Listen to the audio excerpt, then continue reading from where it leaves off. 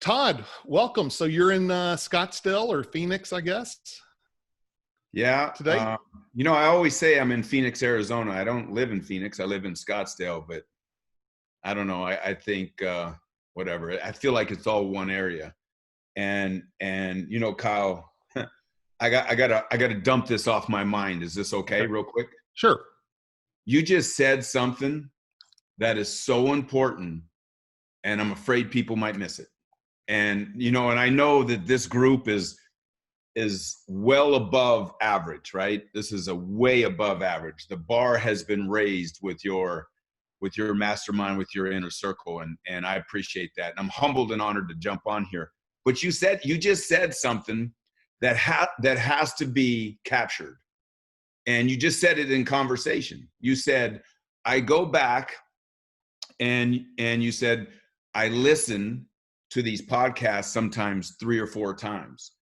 And by the way, what you just said is so important. And if you want to level up, you're looking to get better, you have to go back and study past performances. Because as you study past performances, what happens is opportunities you weren't aware of in that last performance show up.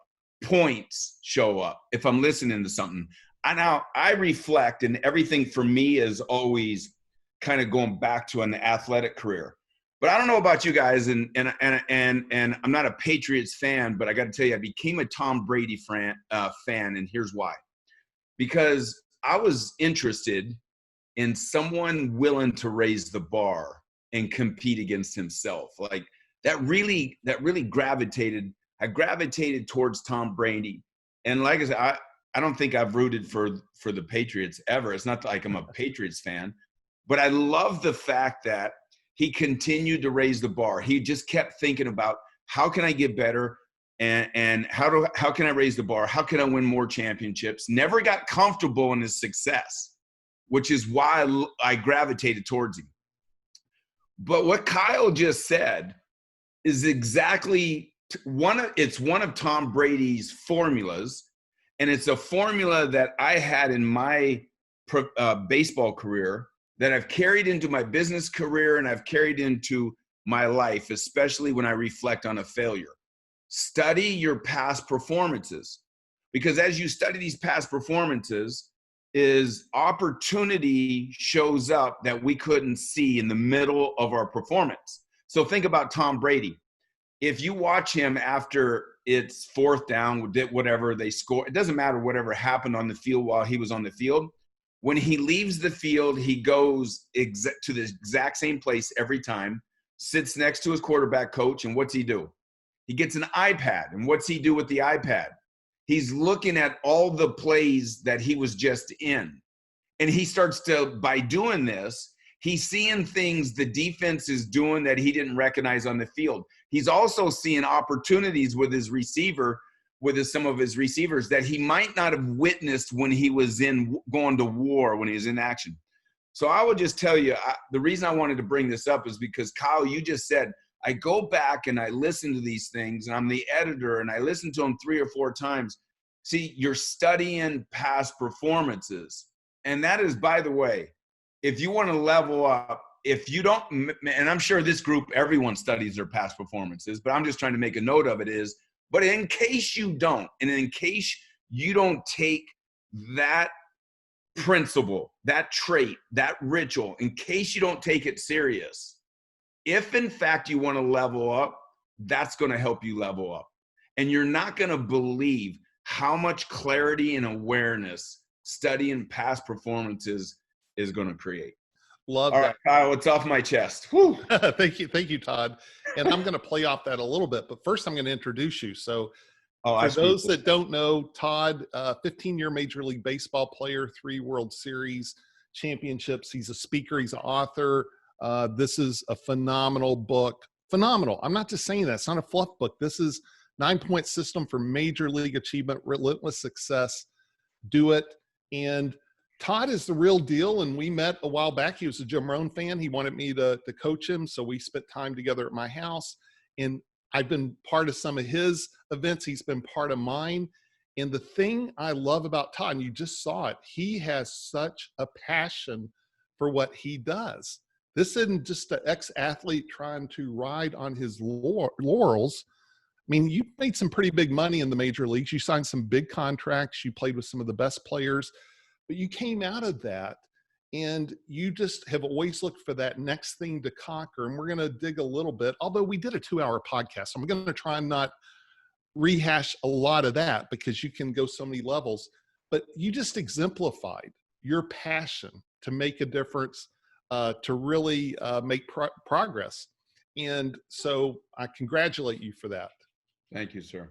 Well, I keep, since, it's been a long time, man. It's like, my last, I guess, official year in uniform where I was considered part of the team was 2002.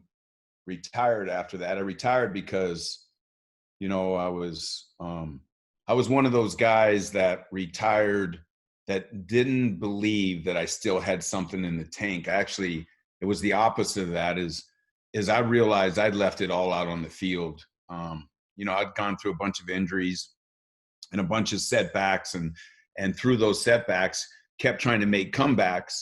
But what I realized is my body wasn't allowing me to keep pushing forward, because every time I would get close to making the comeback, I would break again. And, I just got to a point and I'd realized that I'd left, every pitch on the field. And, it reminded me of one time my mom asked me, I don't know, maybe I was in year 11 or 12. She says, "How long do you think you want to play?" And I said, "I don't know." I said, "Until I'm done." And I didn't have a real answer. I didn't have a smart answer. I didn't know what being done meant. And I was just, I loved the game so much. I was a student of the game, and I loved to watch people that were much better than I was. I used to love to watch them go through their game, win, lose, how they acted, how they reflected, how they prepared. And it was like a front row seat, man. It was like the front row seat to some of the greatest people that played the game. And I played with a lot of Hall of Famers. So I was very, very fortunate in my reflection. And going through this it was funny. It's a funny story, really. Is when I came out of the game, I was going to take 6 months off or a year off, and I lasted 6 months. I hated retirement, and I don't know about you guys, but it's just not for me. And retirement was like, drop the kids at school, go play golf, go get a workout, go pick them up at school, and then hang out with them, and then do it over and over every day. And it sounds pretty cool. Like, go to the gym, work out, hey, go play golf with your buddies. That sounds like a cool life.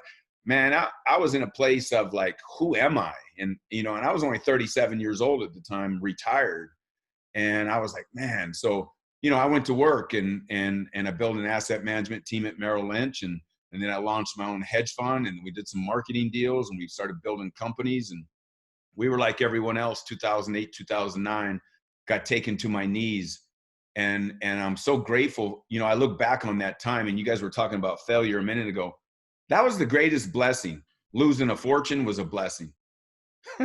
It's almost, I laugh about it now, because it's like, man, it's like all of the, like, I look back to that time, by the way, and the stress and the anxiety and everything that we were going through at that time. And what's funny is if you look at all your setbacks, all your failures, I don't know how I led to this, but I'll go ahead and finish it. It's like, at the time, it's like the worst moment of our life. And if you look back at the worst moments of your life, and as you come out of those, you look back and you say, man, those are the greatest blessings of my life. And I had some fun one day. I was like, man, what is this thing called the hero's journey? And I was like, I don't really know what it is. And I don't even know if I did it right, but I just started on a piece of paper, and I said, let me start and let me go through every setback through my life through 55 years. And I was like, well, in 1981, and I lost my brother to leukemia, and I gave him a bone marrow transplant, and I felt like I was the murderer, right? We talked about that in the podcast, so I won't go into it. And I said, and then from there, it was like, I went on to college, and then I made the major league team in 1988, and then I got sent down. And then I made the team in 89, and I got sent down, and I was ready to walk away from my childhood dream and quit. Then I went on to make all this money, and and then to come out of it in 2000, and then in the middle of that, went through a divorce, got remarried to my best friend, and then lost a fortune. You know, I was overpaid for 15 years playing Major League Baseball, and I used to say, you know, my biggest issue was I was a great steward and saver, and I would always tell my wife, I said, my biggest concern is long after we're gone, I don't want the money to ruin our children. And then 2008 came, and I was like, well, I don't have that worry any longer. And I laugh about it today. But what's funny is because of reflection and because of progress and because of studying past performances, I got a chance to study those performances and go through that reflection this way. What was I thinking during those times? And was it the right thinking? And could I change the way I think? And then if I change the way I think, it's like, well, what did I do? What were my actions, and what actions would I change? And if I'm looking back, and it's like, are there different steps I could have taken? And you start to learn, you start to develop new strategy. And as you do new strategy, what's funny is I'm a decade from losing it all of it. Yeah. I was actually negative because we owed people money, because I used the leverage curse to build business. So I was like, not only did I lose it, I was in the hole. And now that has been the greatest blessing, because there were so many lessons on being an entrepreneur, building business, understanding, delegating, and building people, empowering people. And today, what's funny is I'm wealthier than I've ever been in my entire life. But I would tell you that, and in the last decade, I would tell you, I never pursued money one day. Even after losing it all, the pursuit was, how can I get better? How can I get better? And every day, how can I compete against myself? And if like yesterday was a good day or a bad day, didn't matter. I wanted to go to war every day, competing against the day before, and not competing against someone else doing well, because I was happy for them. I just didn't care. I was competing against myself. And I began to stack day after day, and I began to build these building blocks through this way of growing, and got to a place of the most incredible, fulfilling life, where wealth is so much more than money. And to me today, and here we land. And I think the point I was trying to make is everything that we go through in life that seems bad at the time is probably if you don't quit and you keep moving forward and you keep putting one step in front of the other, it'll turn out to be life's greatest blessings. And people always say, Todd, do you regret telling the mayor of Philadelphia to kiss your ass on live, on CNN Live? I say, no, I don't, because it was a piece of the puzzle. See, because I didn't like my response, I went and got help. But if I wouldn't have said it, I wouldn't have maybe reflected that way. I might not have gotten help, and then I never would have become the person I was supposed to become. So, man, hey, Todd, do you regret get thrown in jail? No, I needed it. I mean, it's kind of like, I don't regret any of it. If I was to regret it, it means that I wouldn't appreciate the growth of getting where I am.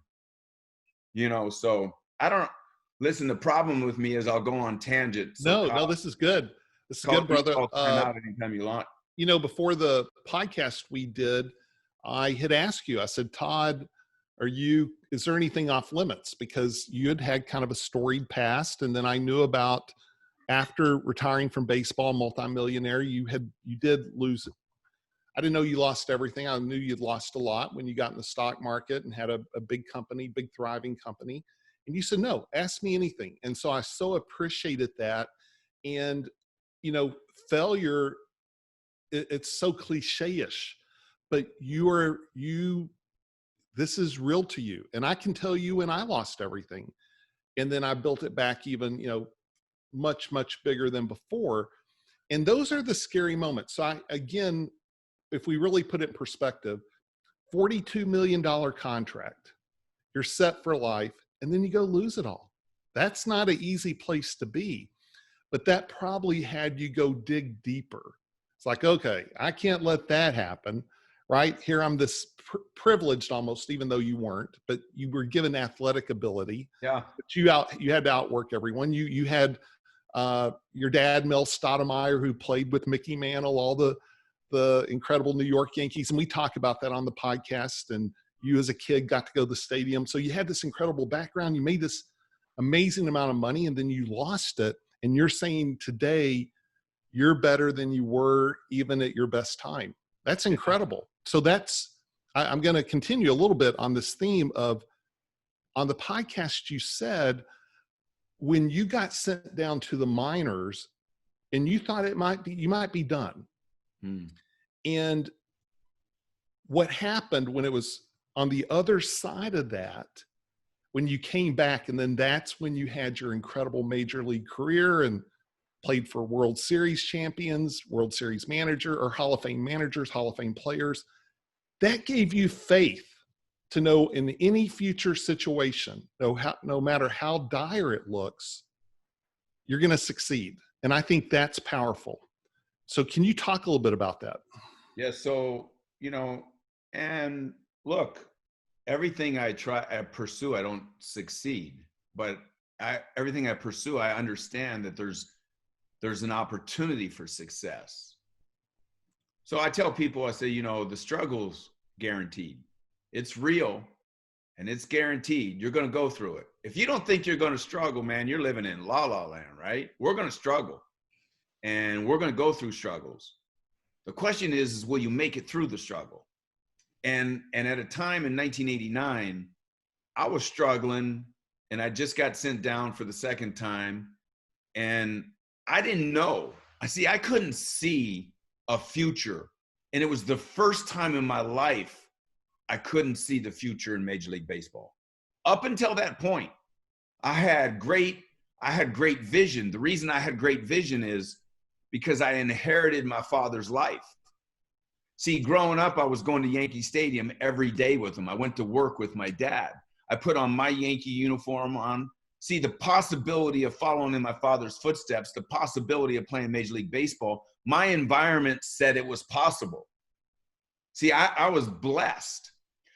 But here I am now, and literally I have one foot out the door because even though I'd fought the opinions of other people my entire life and I've been, running in this shadow of a legend. And even though I had this great vision and I had moments of greatness. I had moments on a major league diamond, but now for the second time in the second year, I was being sent down. And because I was being sent down, I was like, I started to wonder for the first time, I started to lose my vision. I started to wonder, is it possible?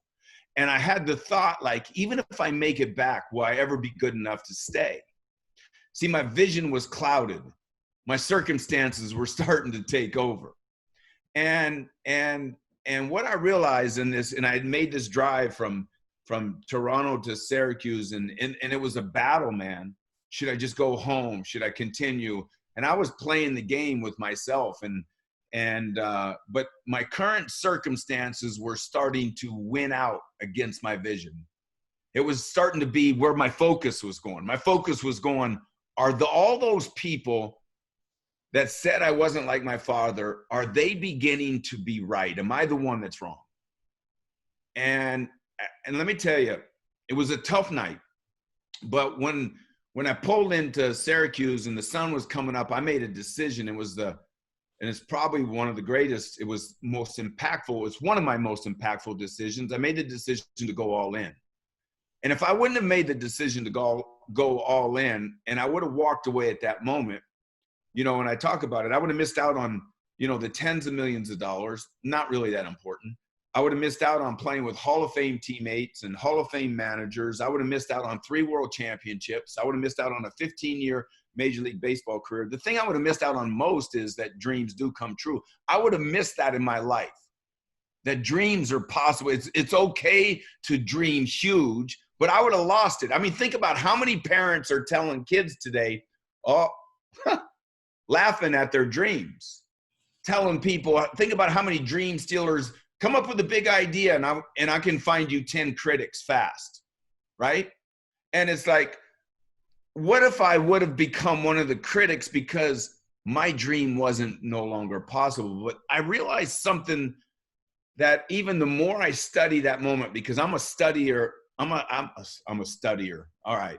I'm a student of past performance. And let me just tell you this, Kyle. I was the closest to my dream that I'd ever been when I felt the furthest from it. Wow. I need to say it again because it is so, if you're coaching and teaching people, they need to understand this.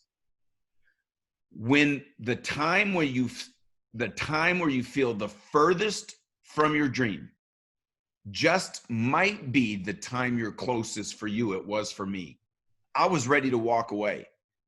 See, here's what was crazy was 30 days later, I had no vision for 30 days later. I got called back to the big leagues. That was in 1989. I pitched game 2 of the playoffs against the Oakland A's. Listen, I wasn't good enough in May to be on their starting rotation. But in October, I was not only good enough, I was pitching game 2 for the Oakland A's. But in May, I was ready to walk away from my childhood dream and give it all up. And then after 1989, I went on to play, and I played in 3 different decades and played on 3 world championship teams. And I always tell people, I said, what if I would have walked away? I would have missed out on that piece. And by the way, that's the piece that allowed me to get up and dust myself off in 2009 and say, I can do it. I can go win. I got to go figure out, what am I going to go win at? What am I going to be passionate about doing? What am I willing to go do? Because I knew that if I could figure it out one time, I could figure it out again. If I could make it through one time, I could make it through again. Right. And it's kind of like, I just realized, like, and then having the point, and I say I lost it all, I might have had $1 million left. But when you lose 50 million, having 1 million doesn't seem like a lot of money. But if you never had any money and you handed someone $1 million, you'd be like, wow, it's all the money in the world. Right. But I felt like I lost all the money in the world. And now I had to reinvent. I had to, and I just began studying. I began reflecting. I began what went wrong, what went right. And what I realized too is I realized that in 2008, I was blaming the economy for losing my money. I want you to think about that for a second. Same people that are blaming the virus today for their lack of not having a job or losing a company. There are people blaming the virus. Some people have moved past the virus, are going to blame the government. See, but the point is, someone's going to blame someone all the time. Yeah. But when I look back on 2008, I said, man, I blame the economy, this economy. And I would say, man, and I would always talk about the economy. Actually, the economy didn't lose my money. The choices I made. I made bad choices. Now, here's what I'm going to tell you. It's kind of like, if this virus has landed you with no job, no income, no security, whose fault is that? See, that whole thing about responsibility, about not blaming, is huge. Once again, I'm rolling into a whole different deal now. It's about taking responsibility. But the point is, and the point to this whole story, Kyle, was, man, when the time where we feel like we're on our back, if we'll get up and dust ourselves off, if we'll do it, if we'll take a step, if we can find a way to, and here's a great question. It's kind of like, what is this setback? What is this failure? What is this stress? What is this moment in time? What am I supposed to be learning? What is it trying to teach me? What is it trying to teach me right now? And I'm going to tell you something.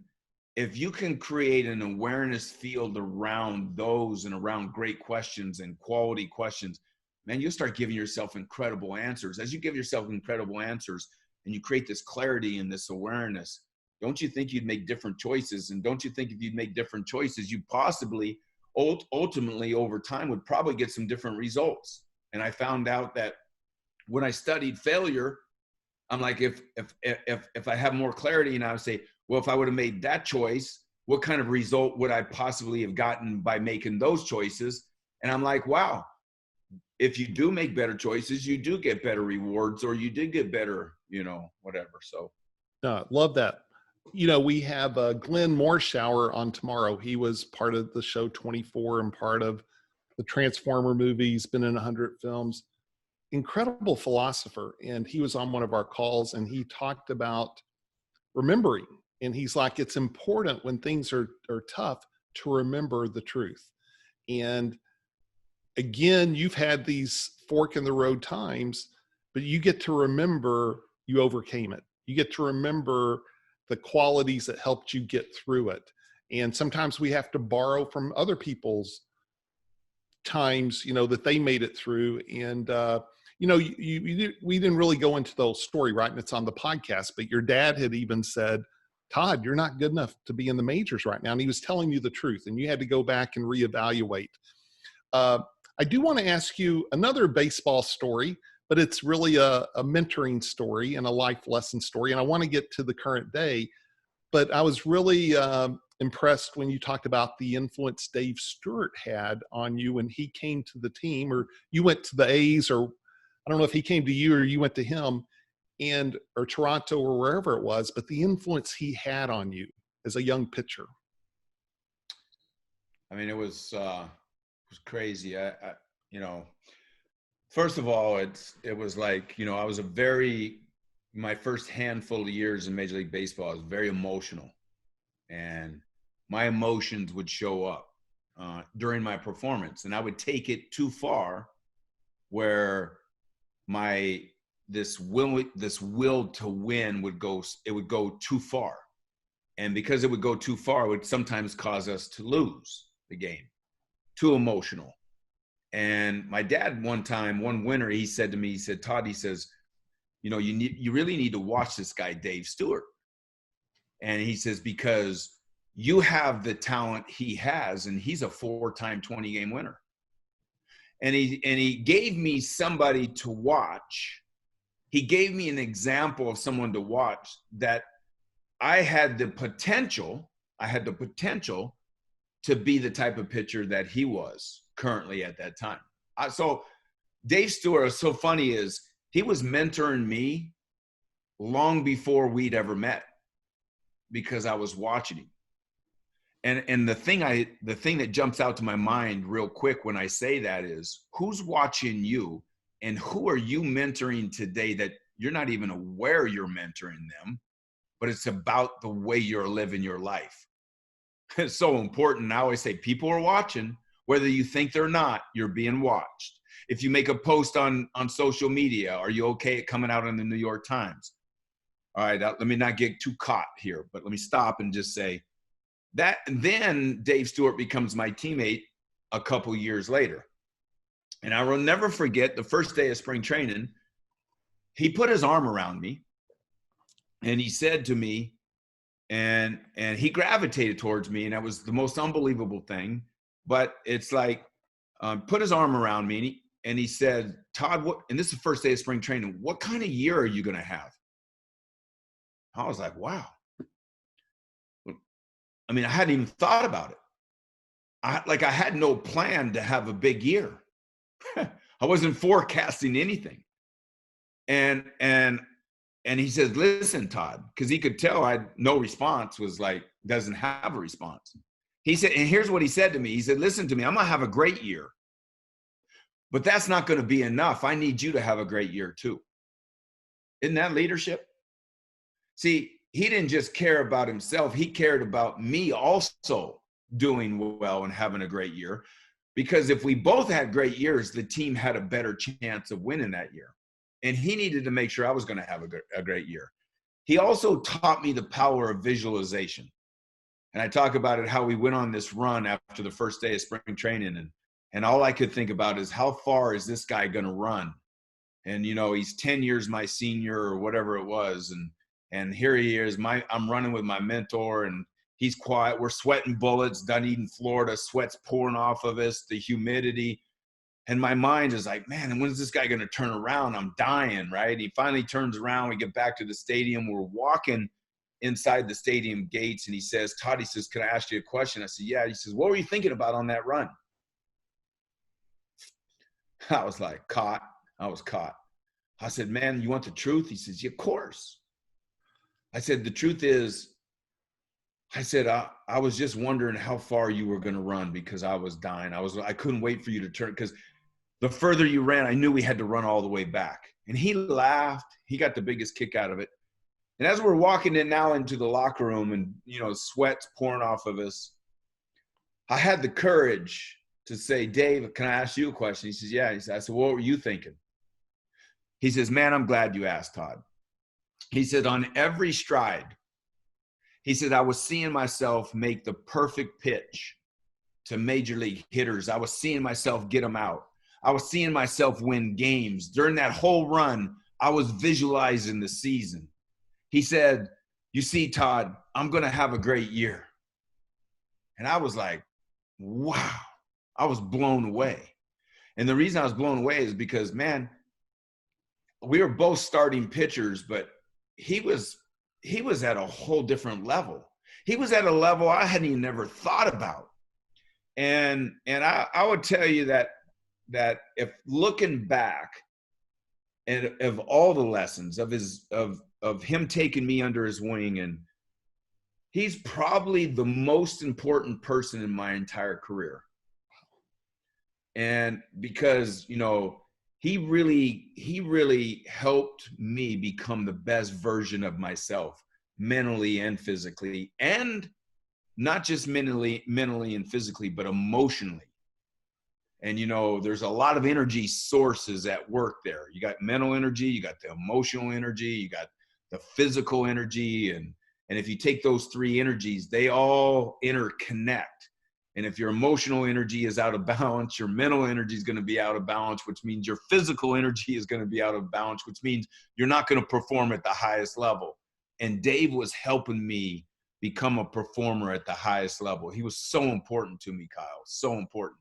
And how fortuitous, because your dad had mentioned him to you, and then sure enough, he comes over to your team. And I remember you telling the story on the podcast where you said he just picked you out of, I mean, there's how many, a dozen pitchers, yeah. And he asked you specifically, and you said, okay, sure. So again, what a great story, just serendipity, actually. Yeah, crazy. And then one more baseball question, and then we'll jump into present, and we'll open it up for Q&A. Yeah. But I thought it was just so valuable when you talked about your dad's advice when you were in a slump, the whole KISS story. Yeah. Because this, again, apply, like the past story and the next story apply to all of us. So 1992. And, you know, I've been getting beat up bad. Like when I say beat up, even if you're not a baseball fan, you'll understand this. You know, I was a starting pitcher, and as a starting pitcher, your goal is to get as deep into the game as you can and give your team a chance to win. That, by the way, that's the real role of a starting pitcher, is to get as deep in the game as you can, and to when you are done is to allow your team a chance to win, because there's so much out of your control. So that's the goal. That's the focus. It's like, well, I'm not even getting to the fifth inning, and like I'm giving up 8 runs, 9 runs. I gave up 11 runs one game in like 3 2/3 innings. And this is happening every 5 days, and I'm just getting killed. And I called my dad, and he, at the time, he's a pitching coach for the New York Mets. So he's in the National League, I'm in the American League. And I say, Dad, I said, man, I'm struggling. And he goes, I can see that.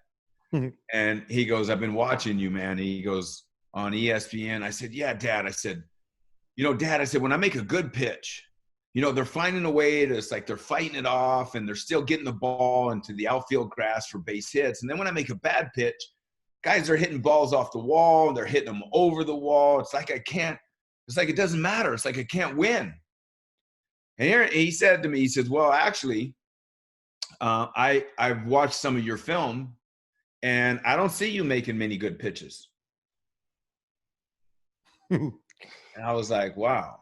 And what did that teach me? It taught me that a coach can see what you can't see. It's one of the powers of a coach. So like when you're coaching people, just understand that even though you can see clearly, they can't see clearly. So you have to get them to a level of understanding, right? So it's kind of like my father had to get me to a level of understanding. And he said, Todd, he said, you see, and my father could feel me not having belief in me too. And that's another great power of a coach is they'll lend you belief when you start to lack belief. And he said to me, he said, Todd, if you'll focus on these three things and do these three things, and by the way, you can do them. And if you do them, you'll dominate. And I said, and I was dead serious when I said this to my dad. I said, Dad, I don't need to dominate. Man, I just need to get through the fifth inning. I haven't been through the fifth inning in a long time. He said, Todd, he says, I need you to understand me. He says, if you'll focus on these three things, you'll dominate. I said, okay, great. What are they? He says, when you go to do there's a routine you go through as a starting pitcher where you work off the bullpen mound in between starts, usually on day 2 after your start. He says, when you go do your bullpen routine, he says, the only thing I want you to focus on is staying back in your delivery. I want you to finish strong in your delivery. And I want you to think down in the strike zone. I go, that's it? I'm like, I can do this in my sleep. I can moonwalk, stay back, finish strong, think down. This is easy. And it should be easy. I'm a major league pitcher. You see, he didn't give me something hard to do. He gave me something he knew I could do, but he also gave me something that I wasn't doing because he was watching the film. And he said, if you'll get back to staying back, finishing strong, thinking down, he says, Todd, you'll dominate. I was like, wow. And he goes, there's one more thing. And I was like, I knew it. I knew it couldn't be that stinking easy. I knew. And I said, what is it? He says, in the bill of your cap, he says, I need you to write in big bold letters. I need you to write KISS in your game cap. And I was like, okay. He says, do you know what that stands for? I said, KISS? He says, yeah. Do you know what it stands for? I was like, I don't know. He said, keep it simple, stupid. We've all heard it. But then he said, do you know what keep it simple, stupid stands for? And I'm a young kid, and I'm like, stands for KISS? He goes, no. It stands for stay back, finish strong, think down. And I went, oh. He said, so in your bullpen workout, focus on stay back, finish strong, think down. But when you get into a game, every time, the next game you get into, if the game starts to feel like it's getting away from you, maybe if all of a sudden you got base, he says, step off the mound, take off your cap, and read it. Keep it simple, stupid. So that you remind yourself, all you got to do is stay back, finish strong, think down. And he says, Todd, if you'll do this, you'll dominate.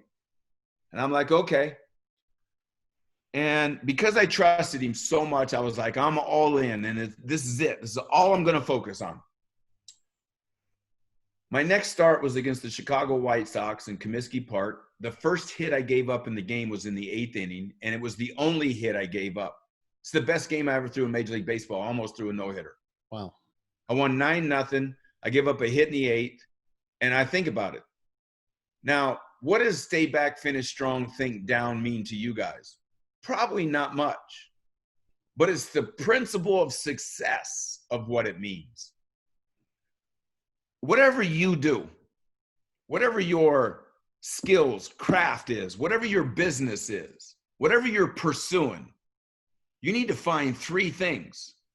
3 to 5 things that if you master those 3 to 5 things, you'll dominate your industry. And you have to do those things every single day. And if you'll find the 3 to 5 fundamentals, things, principles, the 3 to 5 that you need to I'm not talking about getting good at it. I'm talking about mastering those 3 to 5. Then you'll dominate your industry. And by the way, I don't really care what the industry is, because I took that principle when I became an asset manager and I built a team at Merrill Lynch. Man, my focus was simple. Make a list, make the call, book the appointment, Todd. And I'm going to tell you, because of that, we raised hundreds of millions of dollars in a couple years because I focused on my 3 to 5 every day. I went into the office. I was the first one to office. I turned the lights on in the building. And I used to tell people, don't worry, I'll turn the lights on and off for you. First one there, last one to leave. And then I'm going to focus on my 3 to 5. Hey, Todd, make a list, make the call, book the appointment, tell the story, bring the money in. I got this. So I didn't even need to know anything about asset management, but I could dominate the industry because I would dominate the principles that I needed to figure out. So I just got to figure out, what are my behaviors of this industry? And then I need to figure out, what are those 3 to 5 of those things? Then I could go win. It's kind of like today, I laugh. It's like, we're in the lab business, genetics. We're in genetics. What do I know about genetics? Here's what I know about it. I can't spell it, but we're going to dominate it. Wow. So I love that, Todd. And, Jim Rohn would say success is predictable. And we talked about it on the podcast. That's why you gravitated to Jim. He kept it simple. But just real quick on success is predictable. You left Major League Baseball. You had a couple of successes. You only mentioned the one, but you had a couple. We talked about it on the podcast. And then you decided, and this is when we connected 4 or 5 years ago, you were going to be a speaker and you were going to write a book. And then you were going to do all these things. And guess what Todd Stottlemyre has done? He's a successful speaker. He's written a phenomenal book. This is a really, really good book. He has an online program that does really well. He does social media because you love doing social media. No, you do it because that's part of building a list and connecting with people. And you have restaurants, you have all kinds of stuff, but it's all been built on that KISS model, and success is predictable. You didn't write a book because you got all excited for a couple of days and you're going to write a book. You knew why. It was strategic. It was tied to your bigger goals of making a difference. And it really came through. And I don't keep referencing the podcast because I'm trying to plug it. I reference it because there was so much covered that was incredible. Yeah. But you talked about this passion to really give back. And I know that's authentically true for you. And that's what the book is. But the book itself is all about that predictable model. So talk a little bit about, and then I'm going to go to Q&A. Whatever someone wants to do, it just gets down to a focused, predictable model. And sometimes it also means saying no to things, right? Yeah, like I know you get laser focused. There will be things I'll ask you about. You'll say, hey, dude, right now don't have time to be in the next book, but let's do the next book. And then sure enough, you'll be in the next book, right?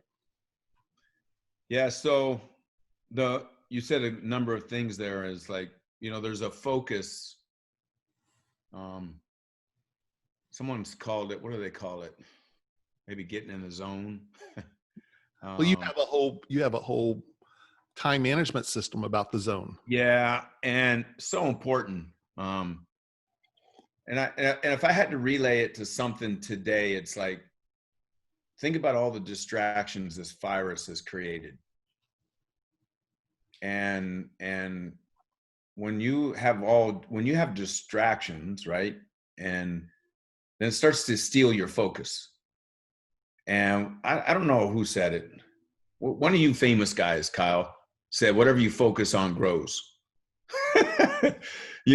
Somebody a lot smarter than me. But when you think about it is, man, how true is that?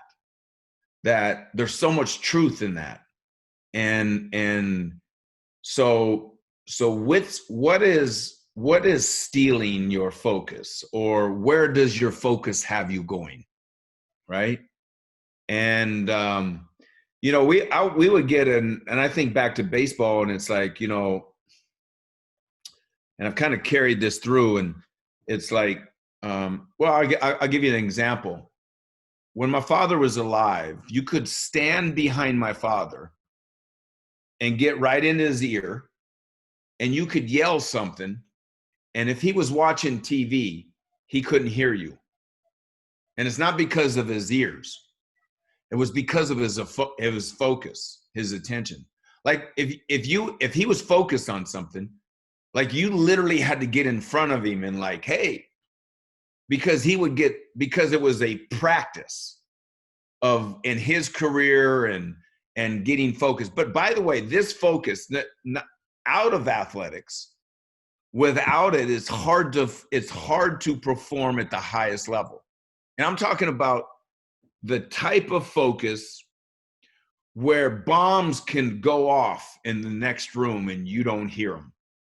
See, I pitched in games where there was 50,000 people in Toronto. We drew over 4 million people 2 years in a row. Be 50,000 people screaming, playoff time, waving towels. And here's how I can tell you if I knew I was going to have a good game. If I could hear the crowd, I was in trouble because I'd lost my edge. There were times that I pitched in a game, in a major league game, all good games, by the way, where people could be screaming, they could be on their feet, waving towels, screaming, and it was as if you were in the stadium all by yourself and could hear a pin drop.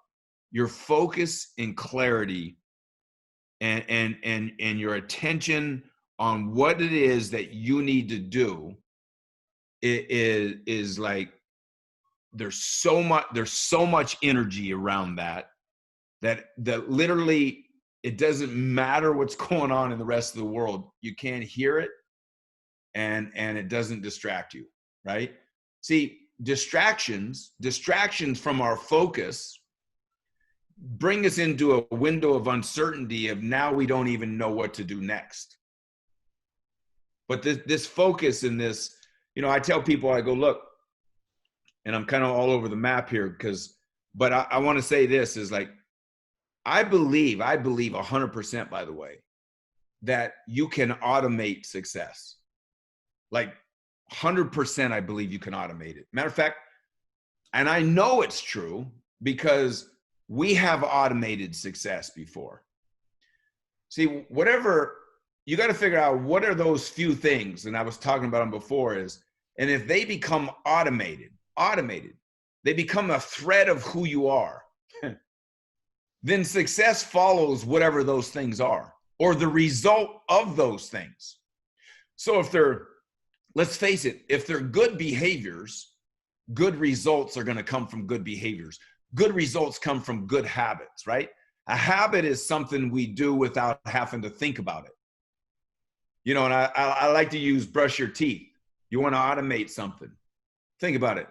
All of us brushed our teeth today. None of us had to think about it. None of us. Not one of us said, whoa, wake up. What's on my list?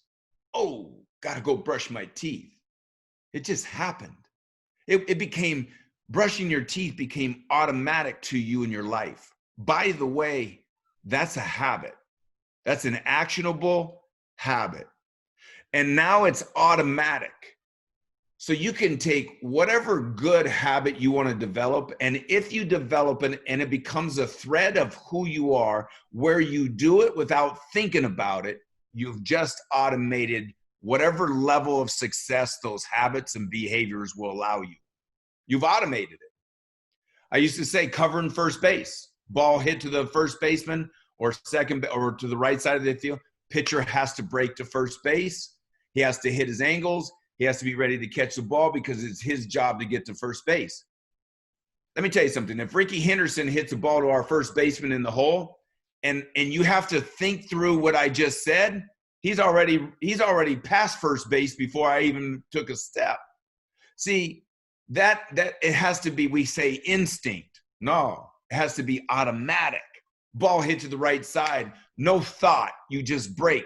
You automatically break to the first base. It has to become automatic. That's automating your success. So Todd, I'm going to open up to some questions.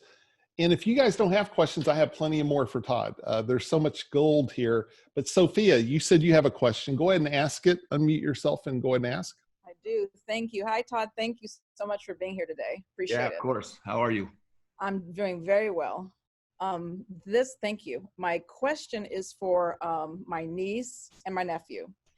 My nephew and niece, they're 11, 12 years old, and they're tennis players. And at that age, and they're really good. They were sought after by the pros, and they have pro teachers and everything, and they're doing their tennis tournament training and everything. So the question for that level of where they are right now, because they're still young, how focused should they be on, they want to be great, but, the pros keep on pushing them, to get to these higher levels of possibly being on the pro.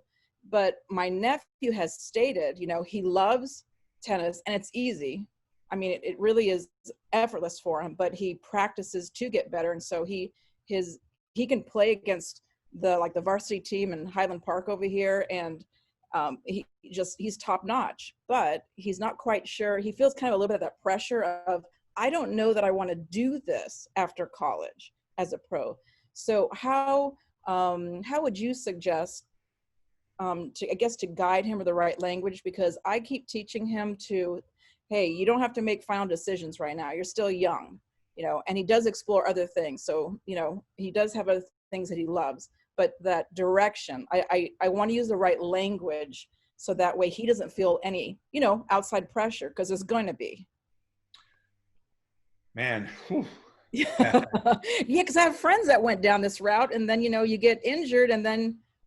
So let me say this. Yeah. So tennis is different because, these kids at 16 can be in the pros, right? Exactly. Exactly. Quick. It's yeah, he's close.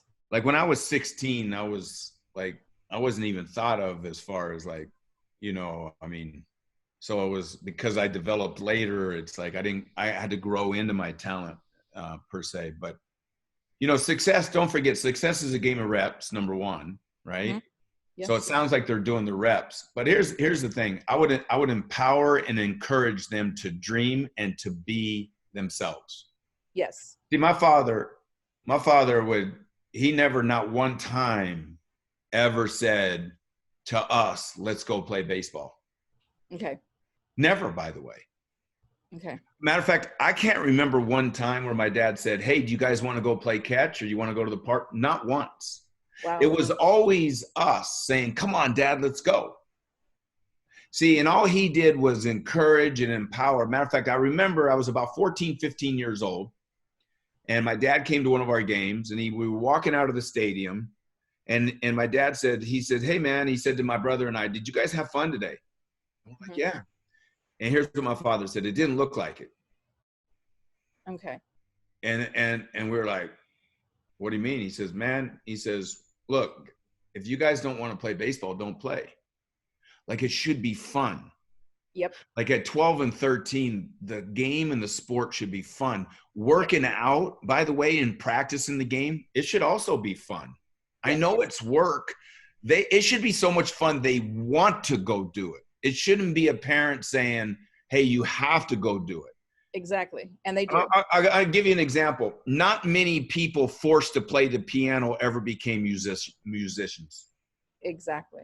And that's one thing we don't do. There's zero forcing. And part of my philosophy is if it's not fun, then you should just bow out. Everything should be fun. I would tell you, empower, encourage them, okay. Applaud them for their effort. Okay. I would also encourage other aspects of their life, and empower. And my son is 14. So, and it's, and every day he'll say to me, Dad, will you take me to the cages? Hey, Dad, will you take me to hit ground balls? Mm-hmm. And, during this virus, over the last 2 months, he has he has, because they don't have baseball because of the whole thing. And he's done between 300 and 500 ground balls a week and 300 and 500 swings.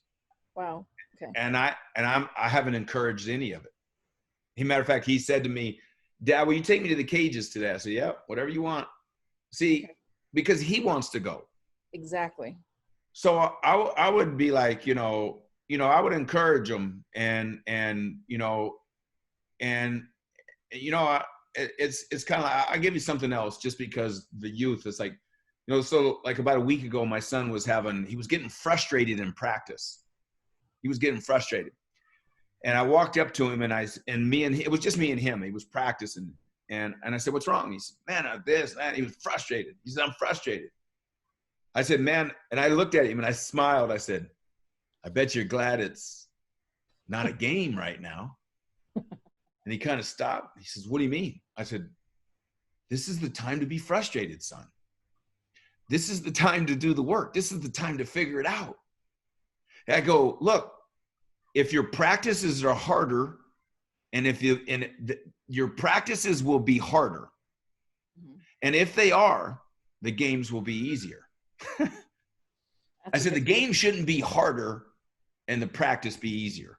I said, you're frustrated. I said, aren't you glad we're practicing so you can work through it? And then he was kind of like, oh yeah. I said, son, I said, don't forget why we're here. We're here to practice.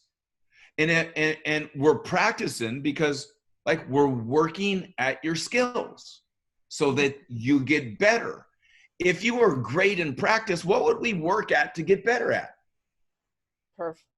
That's it right there. I don't know if I'm sure I'm not giving you the right answer. We have a few more questions, so I'm going to move on from that one. Thanks, Sophia. Thank you. By the way, you met Sophia. She came to the Memory and Marketing event we did in Scottsdale a couple of years ago that you were. Oh, very good. Yeah. But I actually had colored hair. So, Nui Scruggs, Nui's 20-year NBC Sports 7-time Emmy winner. He raised his hand with a question. Oh, no. Todd, I love the story about Dave Stewart. Love Dave. What a great pitcher, great pitching coach. What did you take from being around Rickey Henderson on that Blue Jays championship team? I mean, just such an incredible talent. It kind of reminds me of a Michael Jordan-like talent where you take a guy who's so physically gifted but a tremendous ability to work and take his craft to the field.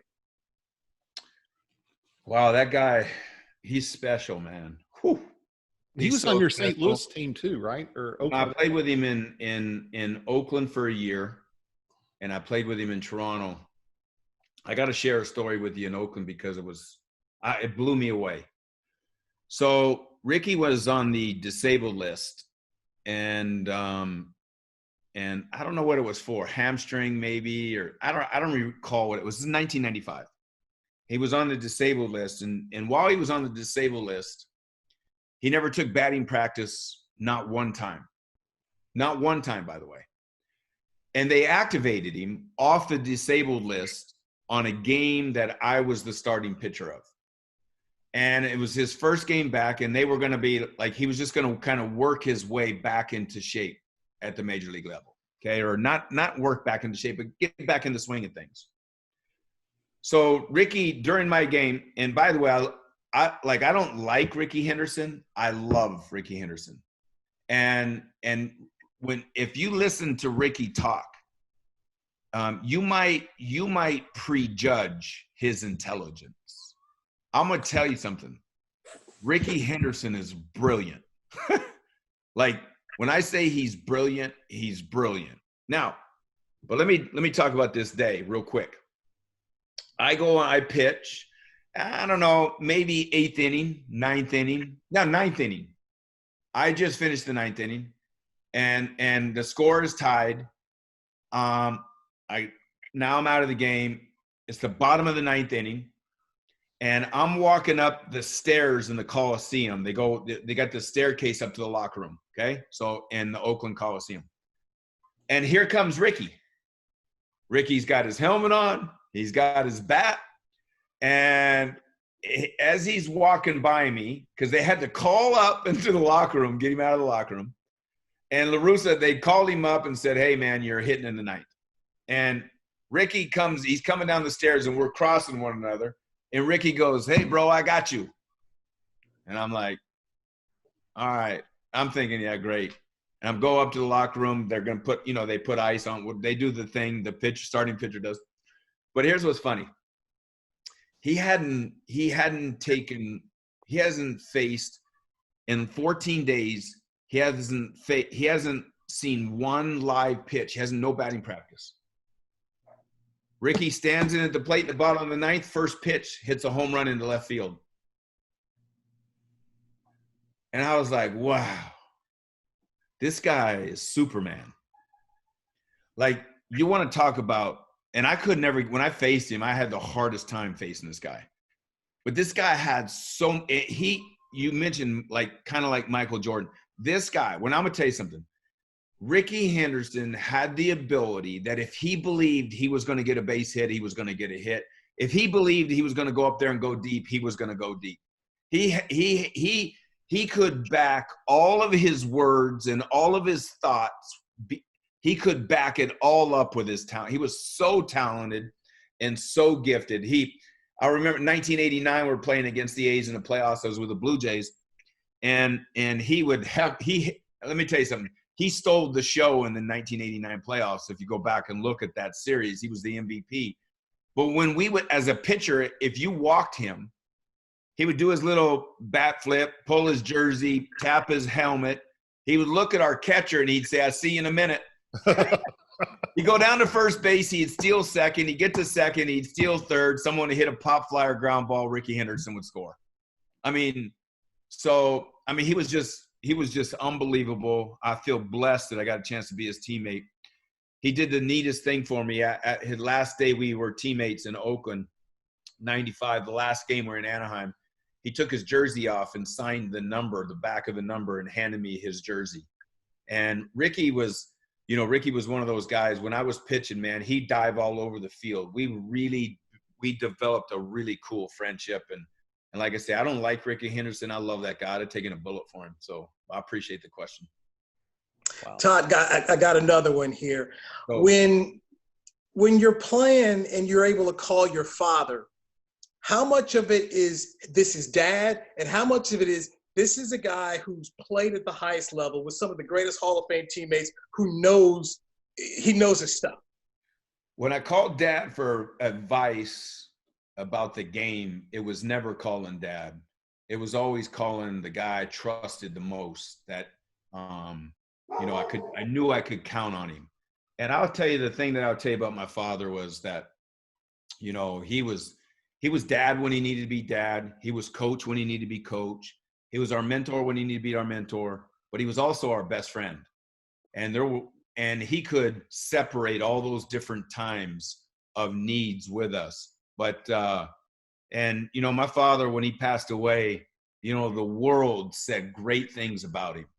And here's what I would tell you about my father was, as good as he was portrayed publicly, he was 10 times that man privately. He truly was 10 times that person to my wife and to us kids. And for that, it's like, I'm just forever grateful that he was my dad, that I got to be his son. And I'm just so thankful. But when I called him, about my baseball career, it was truly about calling my most trusted advisor. That's what it was like. Thank you. Honored to talk to you. Man, you're awesome, boss, by the way. I was nervous when he told me you were going to ask a question. I'm like, man, because guys, here's what I would tell you guys something. I'm honored. Kyle brings me on. I get to talk to this group that is high performing, that has done greatness. And I'll just tell you that, when I look at myself, I don't look and say, man, look what I've done. I look at myself and I say, and what I see is, I see someone so unfinished. I tell people, listen, I'm unfinished. I said, but I got an opportunity today to get better. I got an opportunity today to think better. I got an opportunity to react, to respond different. Look, man, we're all so unfinished. And my goal is to leave Earth like my father left it, exhausted, man. And I was there in his last breath. I had one hand on his head, right hand on his head, left hand on his heart, and I felt his last breath. And with that last breath, I realized at that very moment, my father had no regrets. He played the game of life all out. He was tired. It was time for him to go. And I would tell you, man, it's like in our careers, play it all out. Make sure that when you walk away, it's like, you know, whenever that time is, it's like, man, I'm exhausted. I played it all out. I left it all on the playing field. But in life is the game. And it's kind of my focus and being unfinished, and my pursuit is, and being also in touch with my mortality. We can talk about that another time, and how in tune I am with that. And because I'm in tune with it, I'm grateful for the breath I just took. And when is the last time you took a time out and said, holy crap, man, I'm grateful for that because I'm alive and I'm unfinished. And I got a chance, man. I got a chance to finish strong so that when I get to my last hour, I say, man, I'm ready to go because I played the game of life all out. Whoo! That's what I'm talking about. Preach it. This is great. So, you know, yeah, exactly. So we do 2 hours of this on the podcast. Go listen to it tonight, guys. Todd goes in depth about losing his brother to leukemia, and you became angry, and you were in the major leagues angry, and you had Harry Dorfman that really helped you. You had all these mentors, but Todd's been through it, and he came out the other side of it. It's really powerful. I want to ask a quick question, following up on Nui asking about Ricky Henderson. You talk about it on the interview, the power of team. In everything you do today, you want it to have team, because that gave you purpose. And, you know, whether it's baseball or when you built a private equity firm, you had a team. When you got an ACN, you had a team. Everything you do is about team. Yeah. So people ask me all the time, they say, Todd, what's the difference between when you guys lost or when you won? What was the difference in the championship teams? It's like, what was the difference between that team and that team? I go, oh, that's so easy. And they go, what's the answer? I go, the people. And they're like, what? Well, yeah, it's the people. So it's always the people. Think about it. It's like, and everything rises. What do we know? We know everything rises and falls with leadership, right? So, but I'll tell you that the difference between winning and losing, in most cases, for me in sport and business, has always been the people. And I'll tell you that how serious I am about what I just said is, and because we're looking at businesses all the time, and some of them we build, some of them we adopt as far as we see business plans and this and that. If we were, my partner and I, if an entrepreneur was to come to us and they said, Todd, and they want to sit down with us and they say, well, take a look at this business plan, you know, as an entrepreneur, and what are your thoughts? And, you know, what should we do? And or if they were trying to recruit us to invest in it. I would never invest in a plan, by the way, unless I could see the people who were going to carry out the plan. So what I tell entrepreneurs is, I want you to go find the best in the world at carrying out your business plan. And if you can't attract them, you can't attract me. Because I believe in developing people, but, you know, until they're developed, we probably don't win a whole lot in that development stage. You go through a lot of pain, setback, failure, pain, you know, all the things you're going to go through. So it's kind of like when we look at a business plan, who is the best people available to fill the roles of the business plan? And if we can put those people together, then I go out and raise the money. See, an entrepreneur has a business plan. The first thing they want to do is go raise the money. I say, go build the people, then bring your plan and bring your people back to me. So now we can take a look at it and see if the people are worth investing in. I mean, just think about that for a second. It's like, it's why I searched out Kyle. Our story and friendship was because I searched out the best person. See, when it was time for me to write a book, and as I was developing and writing my book, it was like, and then it was time, it's like, well, how am I going to speak and this and that, all these things. And it's like, man, the best person, the number one person in the world, the guy that I thought was number one in the world, that it was my perspective, was the guy by the name of Kyle Wilson. So if he's number one, why shouldn't I go pursue him? Let me go ask him questions. So I pursued him and I said, Kyle, and let's be honest, here's what I told him. I said, I tried to hire him. Will you represent me?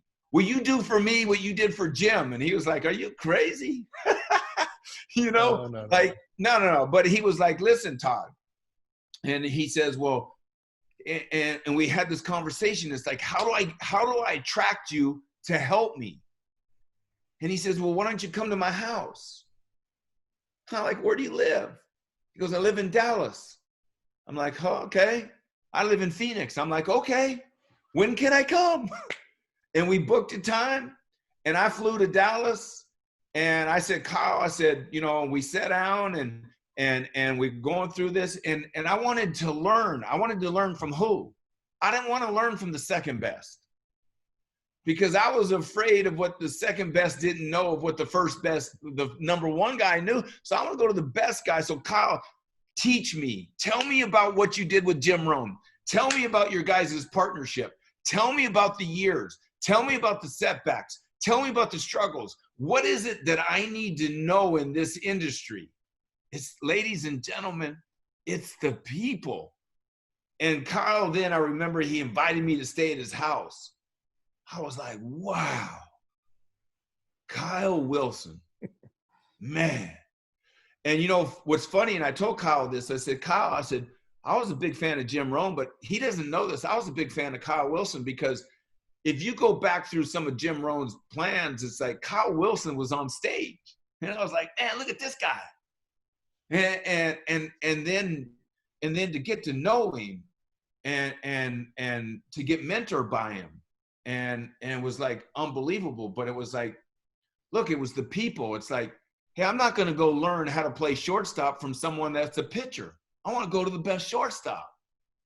You know, so if I'm looking at a business plan and to kind of come full circle on this whole thing is like, look, man, it's the people. Like, who are you delegating your work to? Think about it this way. This is a great way to think about it for the people who have kids. When you leave the babysitter with the kids, what do you know? They're never going to do it like you or as good as you would do it. But if you want to go have a night out, you're going to have to come get someone to watch the kids, right? So the question is, when you're building your business or you have your business and you're offering responsibility to someone about your baby, your company, who are you giving it to? And are you giving it to the right people? And will they carry it out equal to how you would carry it out or better? And I would tell you, find people who will carry out the delegated authority that you give them. They are able to carry it out better than you. Because listen, we all know if you're the smartest guy in the room, you're in the wrong room. And I would tell you that the fun thing about my life is, most cases when I'm around people, I position it to where I'm the least successful person there. It's not hard to do, by the way. And I also do it where everyone else is much smarter than me. That's really easy for me to do. Matter of fact, I'm the largest owner of a company, and I'm the only guy. I want you to think about this. I'm the largest owner of one of my companies, and I'm the only guy that can't carry out anything in the company. Everyone else is the best at what they do. I stay the hell out of their way. I'm like, and all I did was go out and recruit the best people. You want to win? Go recruit the best people. They're out there.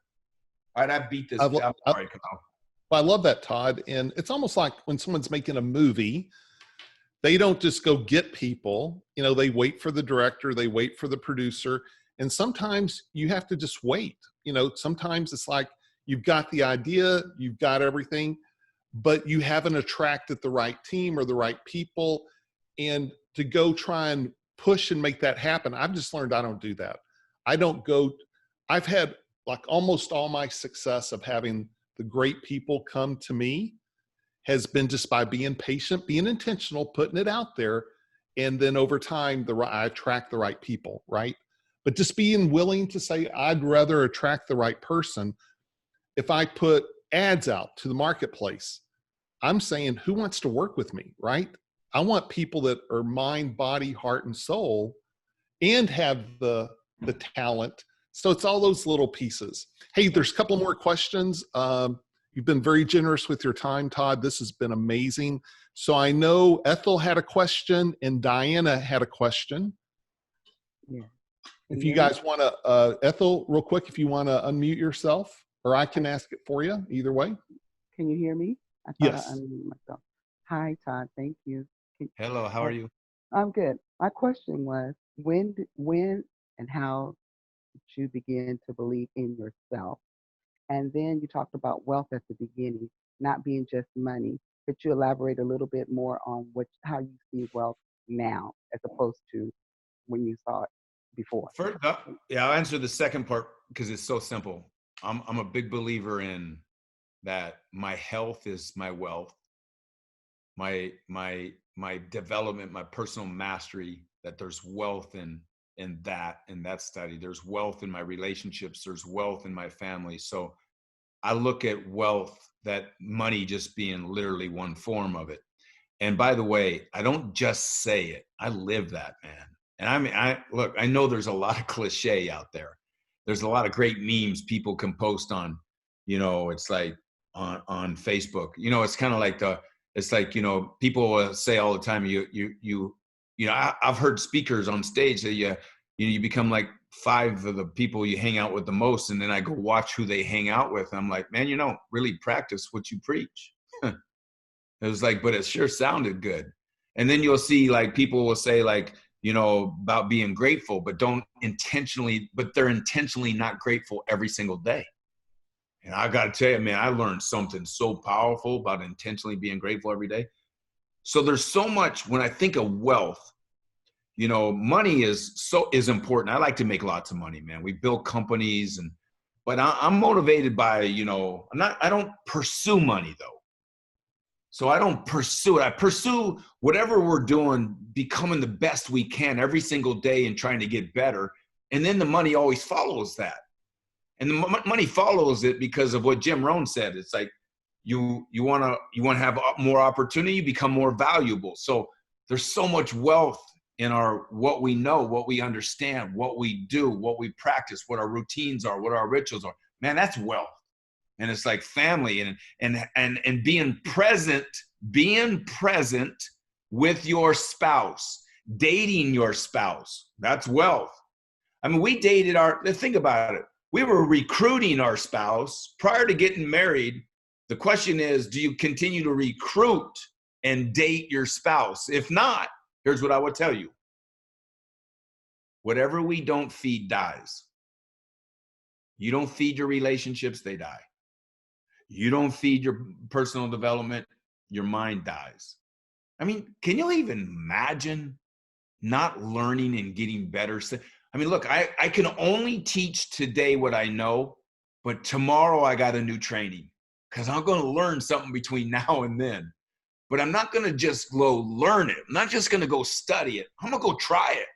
I'm going to go I'm going to go ahead and put one foot in front of the other, and I'm going to go fail through my lesson so I can learn how to use the lesson in my life and get better with it. Okay, so that's I call it my 8 forms of wealth, the circle of life. You know, some people got 7, some 9. I boiled it down to 8 things that were important to me. And I call them the 8 forms of wealth. And I spend as my relationships and my family, my spirituality, my personal development, my lifestyle, they're just as important to me, if not more than money. And what was the first question, part of that? How did I start to believe in myself? Yes. Look, belief, you will only perform to the level of your belief, right? Early on, I had to go into character, not fake it till you make it. I had to go into character. I had to visualize myself performing at higher levels that were even obtainable that day.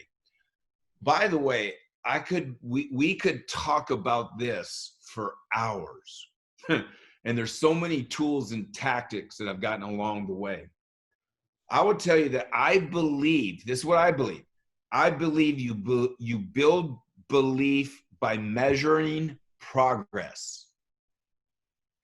See, like I'll give you an example. Someone was talking about tennis earlier. I'm terrible, by the way. Look, if you ask, Todd, what kind, you would hear my language. I'm terrible, this and that. Like when they hit the ball over, I don't just hit it over the net. I hit it out, right? I can't even control, and there's a certain form. But here's what I will tell you. If someone taught me and said, hey, Todd, you got to do it this way, and then you can hit it not just over the net, you can hit it in bounds over there, and not just hit it over the deal. All I would have to do is hit one. Listen, it might take me 100 failures. All I got to do is hit one over the net in bounds, and the progress of that starts to lend belief to me that it's possible for me to do it more than 1 out of 100. Because then I ask the question, if I did that 1 out of 100, but if I practice it, I put in the reps every day, and tomorrow I'm 2 out of 100, and I'm like, wow, that's twice as good. See, if I continue and I measure the progress, the growth, it's going to build belief into me of the possibility. But someone's going to hit 1 out of 100, and they're going to be like, that's it, I quit. I'm not good. I can't do this. I'm no good at it. Well, listen, of course you're no good at it. You've never done it before. So the way I would build belief is I would do the reps, and I would understand. See, I'd have an understanding that we haven't even talked about failure, but let me just tell you, please fail today. Please, if you want to do me one favor, just go fail. Just fail. And it's like, and because it's so beautiful, because it's the path, it's the highway. Remember when what did they call it? They used to call it the super highway. The internet was coming. Let me tell you something about the super highway to success. Fail. Fail, fail, fail, fail, fail, fail, fail, fail, fail. Please go fail, fail. Fail, and then reflect on the failure, and so you study it, so you can change the strategy, so then you can develop a new action that you can fail at tomorrow. As we do this, as we have this measured progress, the measured progress starts building belief in me of what's possible. I could go all day on building belief. No, I love it, Todd. We got time for one last question. Then I'm going to let Todd tell you how you can get a hold of him. We're going to have the drawing. Got a couple other keynotes. So Diana, you had a question. You may need to unmute yourself. There you go. Can you hear me? Yes. Okay. Todd, I'm a big ball player. I grabbed my St. Louis Cardinal hat and I turned myself on live video. Thank you for the years you played for the Cardinals and the victories you brought to us. I remember those days. Hey, my question is, in professional sports, it's the most elite athletes in the world. What separated a team captain to make them even the leader of the elite teams? And then how could we in our inner circle apply that to ourselves in business? We're all elite business leaders. How do we become the leaders of the elite?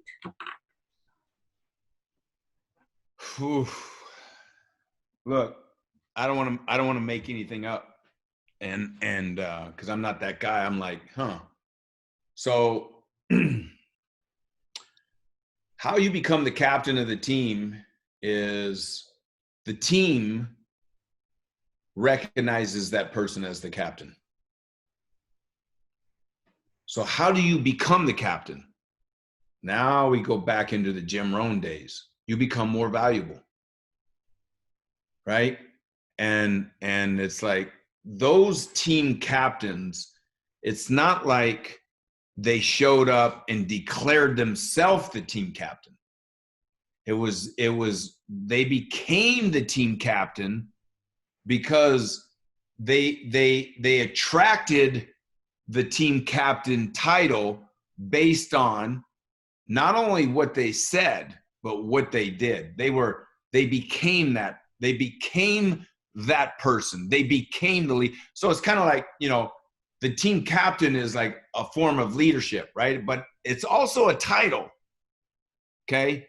And there's lots of different forms of leadership, but they give that person that title because the rest of the guys truly are following that person.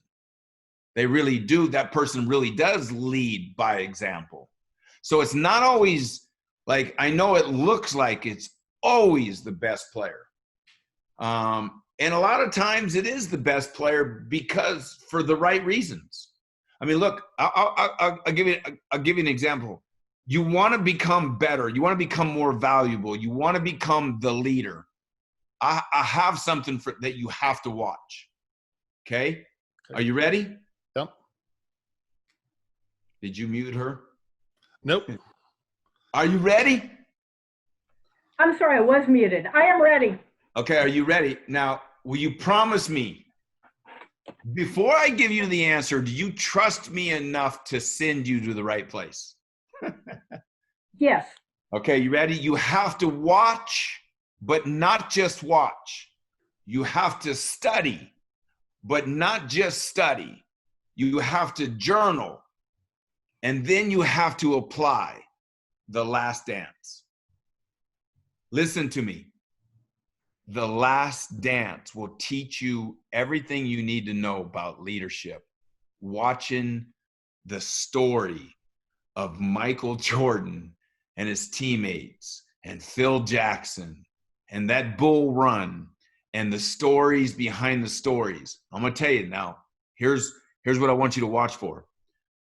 Is because during this whole thing in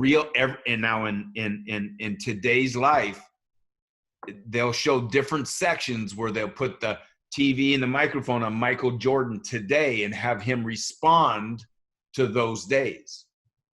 You got to capture every word. Listen, there is so much about leadership and business leadership, athletic leadership, family leadership. I don't care what kind, but there is everything you need to know, in my opinion. Not need to know, and not everything, but I would just tell you that The Last Dance will teach people so much about leadership. But here's why they're going to miss it. Why most people are going to miss it. Because they're going to become so entertained in the stardom that they're going to miss the lessons. I mean, they're going to miss them. It's kind of like going to a conference and people start laughing and man, and this guy's funny and it's entertaining. And it's like, man, which is why when Kyle spoke, when I got on, I said, holy crap, man.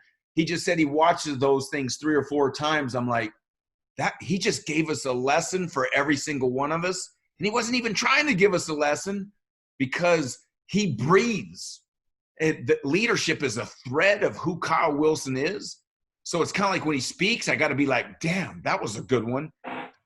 And so when Michael Jordan, when he goes through The Last Dance, when he speaks, when you watch how they act, see, how did he practice? How did he play the game? What kind of responsibility did he take? You're going to learn so much about leadership and becoming the captain of your team by watching The Last Dance. So I would tell you that The Last Dance can teach you 10 times more than I can teach you about leadership today. It is off the charts. It is. By the way, I record it and I play it over and over and I get this thing out. I get journals out. Now, I'm not going to miss it. Michael says something. He has a different perspective, a different mindset. Phil Jackson's got a mindset, a perspective, this and that. I'm like, hey, man, I'm not going to miss it. I'm going to capture it. I'm going to capture it in this thing, man. So here's the other thing I'll tell you. And then I'll shut up, Kyle. No, you're good. Watch when people win championships and they put the microphone and camera with them. sometimes they don't know what to say. It's like, how do you feel? You're a world champion. I don't know. Words can't explain it. They'll say, but eventually, within about a week, the interviews from those world champions in athletics or Olympics or whatever it is, pretty soon, one of those interviews is going to deliver something that can be life-changing for you if you're ready to hear it the right way. Kyle? Great answer. Thank you. Todd, this has been amazing. And yeah, one of the things I appreciate most about The Last Dance is Michael owns it. Like, he doesn't always come across good. And to this day, he's not apologizing. Things that, he got a bad reputation on a lot of levels, but he just owns it. It is what it is. He's not trying to politically correct his, mistakes. And right. He was willing to put it out there and own it. And so I really appreciate that. And it's something we've been watching every Sunday night as well. Todd, you have been amazing. And I never try and plug podcasts, but I have told so many people how much I loved our podcast. 2 hours, we could have gone 5. And guys, there's so much we haven't talked about today. Todd did a deep dive on the podcast about criticism. We think we know criticism. We don't know we go do a social media post and maybe someone kind of does something. But when you're an athlete, right, and you have gotten in trouble, and you mentioned going to jail, and you're a Yankee kid, right? It's a whole different world. And you talk about criticism and how to handle that.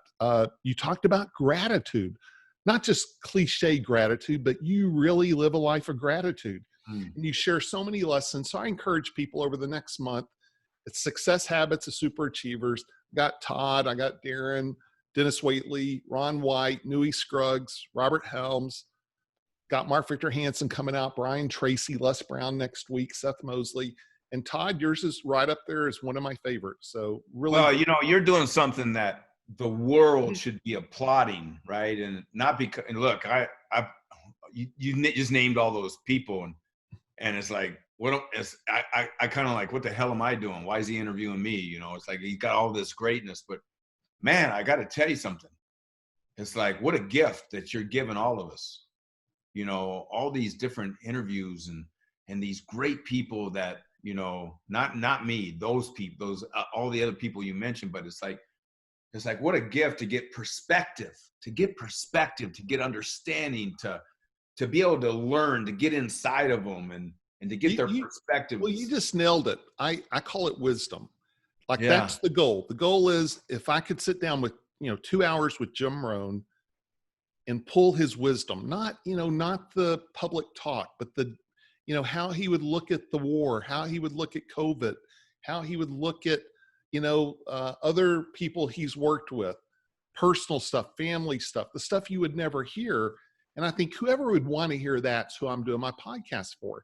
And the word that keeps coming up for me is, I got to hear your wisdom. I got to hear Darren's wisdom, Les Brown's wisdom. And it's really been my honor and pleasure. So I just want to encourage people, if you want to get the deeper dive, check out the podcast. Now, here's the other thing. Todd has so many resources, so many tools. How can people get a hold of you? What do you have for them? Is there anything you've got? Again, this book is rich. It is gold. But you also have like a playbook, right? That you showed me 4 years ago that was over the top amazing. So yeah, what are some of the things you have? What's cool is, Kyle, is I know people are living a digital world today, and by the way, I give away my audiobook. Anybody comes to my website, they can whatever, and it's like, I want people to hear it. Sure. And because I want them to hear the pain. Like, yeah, it's like, I grew up the son of a Yankee great, Mel Stottlemyre. It's like, must have been, your life must have been, and I'm like, yeah, it was. It's like, and I feel blessed but there was a lot of pain that we had to go through, setbacks, tragedies, events. And I wanted people to know that you could go through those tragedies and you could still come out the other side. And that's why I really wanted to write the book.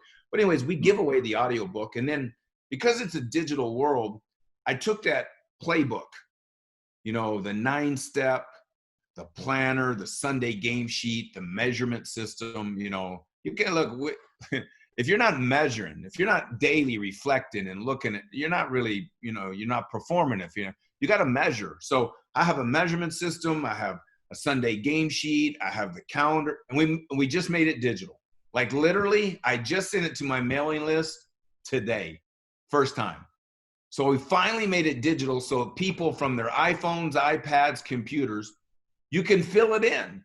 You can literally type it in right off your phone. It's a digital piece, and it's pretty cool. I'm proud of it because the 9-step. See, what I did when I wrote the book is I didn't develop the 9-step before the book. The book became the 9-step because I created times in my life where I was going through struggle. A group of people came around me to help me from the struggle, get through it, and then move on. And when we were done, we were like, wow, 9 steps to success. But so it wasn't like this. I didn't have a plan to write the 9 steps to success. It became it because I shared the setback in my life where I was and what I had to overcome to get through that step. So that's how the 9-step became. And then I was like, wow, let me really break it down for people. I mean, look, if you're gonna come up with a new goal today, just know, we already know you're gonna have to, what sacrifices are you gonna have to make in order to achieve the goal? And the more you can identify them up front, the easier it is to make the sacrifices when you need to make the sacrifices to go through it. So I talk about all those different things as a system. But anyways, so Todd Official. You can go to Todd. Website is toddofficial.com. Yeah. You got the free audio book. They can order your books. Yeah, they can order them. I sign every book. Every book that's ordered from my website, I sign them. Love that. Okay. Yeah, because I'm grateful, because I'm honored, because someone wants to read about my life and my story. I'm like, I should sign them. And I'm telling you though, this measuring system he has. So he's got the book, but he also has this is the book, but then you also have the scheduler. Yeah. So I highly recommend people get that. He'd given me one of those back in the day. I was going to maybe give away a book, but let them people can order the book from you. You're going to sign them. That's better. Yeah, we're going to give away 2 of your, I said, Todd, is there anything you could give away for the group? I kind of ran out of stuff to give away of my own. I've been doing it for like 4 years at these inner circles. And I'm like, with Todd, and you were generous enough to say your coaching program. So just tell us what that is. We're going to give away 2 of them. Listen, are you staying virtual, or will there be a time where people come back together? What are you doing? We'll come back together. So you let me know as we get through this. Yeah. So if you don't want to buy the book, don't buy the book. They should buy the book. No, hold on a minute. I'll send you the books. I'll give them to you, and happy to sign them too.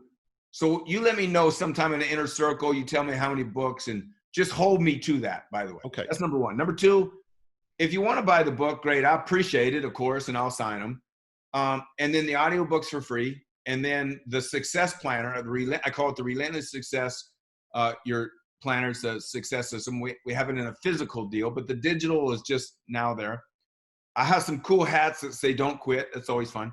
But the thing I'm going to give away is so I do a monthly coaching. So it's once a month. I go live and we do Q&A on Zooms, just like this, by the way. And I do it once a month.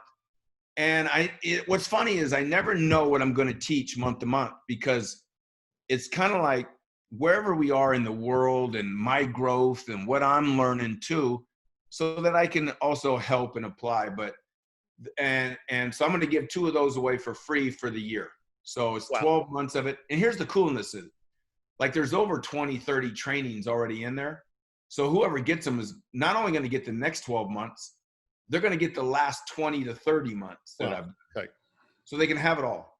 Wow. Thank you so much. So, hey, we're going to keep going for a little bit, but we're going to let you go if you need to. You were with us almost 2 hours. So let's give Todd a huge hand. Yeah, thank you, my friend. Oh, Kyle, you're awesome, bro. So much. Honored. Listen, humble. Hey, Todd. Todd, everyone's Thank you, Todd. messages with how much they love you. Thank you, Todd. Hey, sometime, how can you hear me? Yes, So when it works out, sometime I'll come hang out with you for one of your masterminds. please. One of yours, Henderson. You know, and we'll just all rub elbows together. It'd be cool, man. Let's do it. Dallas, LA, or Philly, any of those. Appreciate Whatever. you, my friend. Love you, Bye, bye. brother. And thanks for your time. Take Great care, job. bro. Take care, man. Love you guys. All right. Take care, everyone.